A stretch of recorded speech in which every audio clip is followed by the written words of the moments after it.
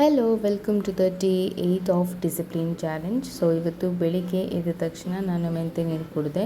ಚರ್ಚಿಗೆ ಹೋಗಿದ್ದೆ. ಈಗ ನೊವೆನ ಆಗ್ತಾ ಉಂಟಲ್ಲ ಚರ್ಚಲ್ಲಿ. ಸೊ ಹಾಗೆ ಅಲ್ಲಿ ಹೋಗಿ ಬಂದ ನಂತರ ನಾನು ಬ್ರೇಕ್ಫಾಸ್ಟಿಗೆ ಇವತ್ತು ಹೆಸರು ಬೇಳೆ ಮಾಡಿದ್ದೆ.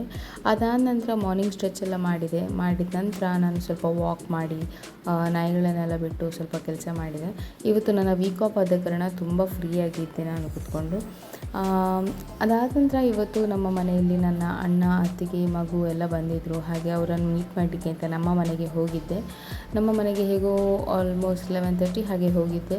ಅವರನ್ನೆಲ್ಲ ಮೀಟ್ ಮಾಡಿ ಮಾತಾಡಿಸಿ ಜೇಕನ್ನು ಮಾತಾಡಿಸಿ ಎಲ್ಲ ಆಗಬೇಕಾದ್ರೆ ತುಂಬ ಹೊತ್ತಾಗಿತ್ತು. ಸೊ ನಾನು ಊಟ ಕೂಡ ಅಲ್ಲೇ ಮಾಡಿದೆ.